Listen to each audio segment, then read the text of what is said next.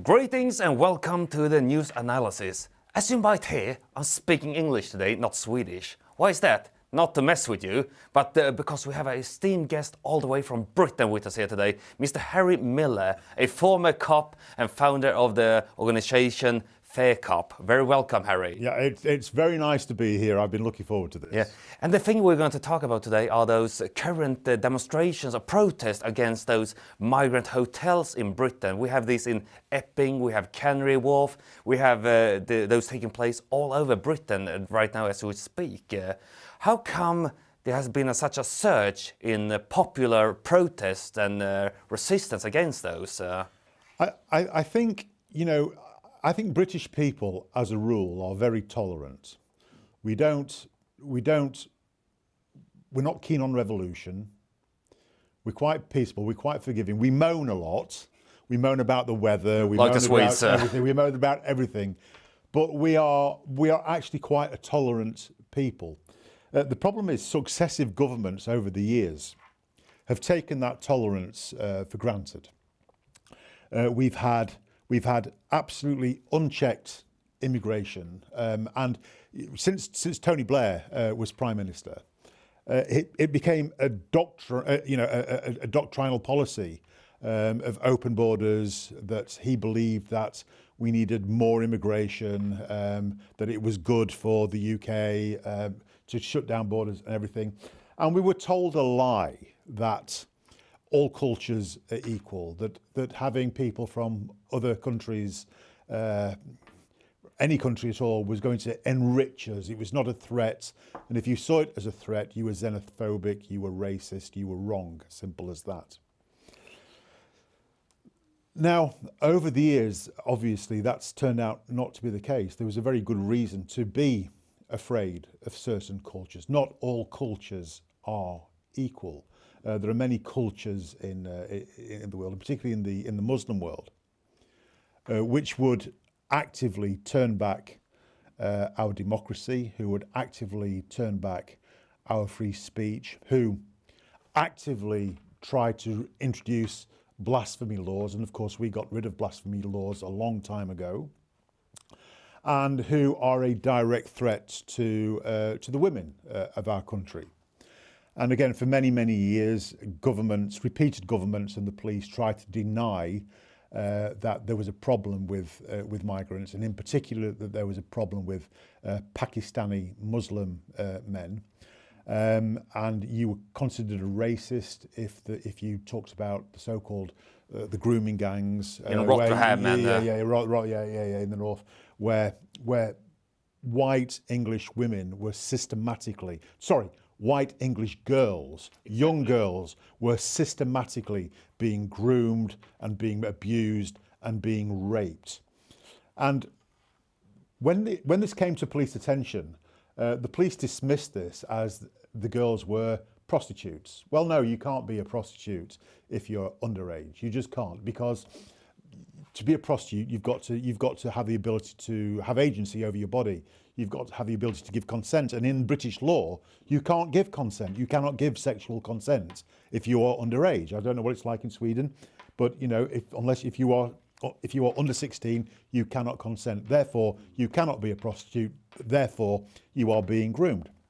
The police ignored this for many, many years. Eventually, you know, the truth will out. Eventually, the number of victims who came forward, the number of solid, sound people who came forward and talked about this, the fact that increasingly more and more people knew someone who this had happened to personally, it reached a critical point where people began to sort of stop chuntering and start protesting, and that's where we're at now. British people haven't changed. British people remain kind and tolerant people. But when the government repeatedly take that for granted, where they deny obvious facts, the obvious fact that grooming gangs have something to do with Islam, that when at the Ariana Grande concert in, when was it? Manchester. Manchester, yes, where that was an Islamist plot to blow up young British children. And people were more, the governments were more concerned about the backlash against Islam and the backlash against Muslim than they seemed to be about the fact that it was a Muslim, an Islamist, who had plotted and killed and wrought havoc upon these young children. So we have that. So and eventually it reached critical mass and people get fed up with it, and that's when we're in the situation we're in now, where we start protesting. That's really interesting. As you might hear, this is what I've been telling you all the time. Things that are happening in Britain like they're happening in France, but also happening in Sweden and Germany. And here at FrihetsNytt, we take account of everything that's going on around the world. If you like what you see here, if you like what you read here, even though we're writing mostly in Swedish, but if you want to support our work and get access to everything and maybe learn some Swedish, you're more than welcome to become a subscriber. That's the best way to support us, especially right now, because we have been debanked by the banks here in Sweden. So we're really fighting for that right now.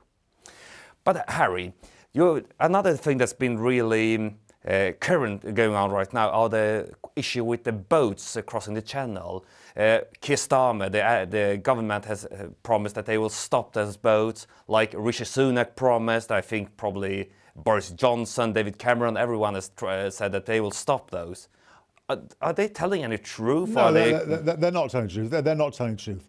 You know, we as an island nation, Britain as an island nation, we've been able to fend off repeated armadas of people, repeated attacks from Europe. The last successful attack from Europe was 1066. That's a long, long time ago. And that was when the Normans came and invaded us. Since then, we've repelled repeated attempts to overtake our island.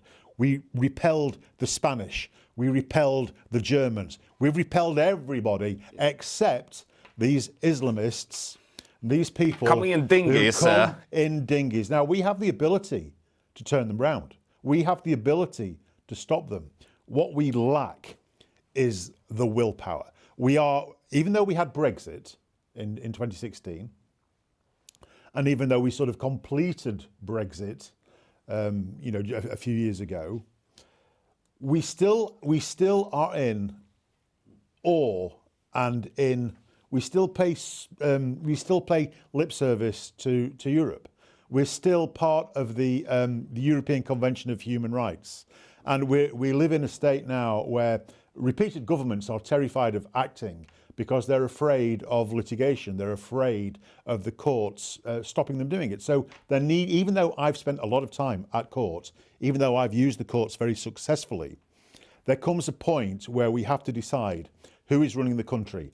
Are we a democracy, which is governed by Parliament, or are we something else where we are run by judges?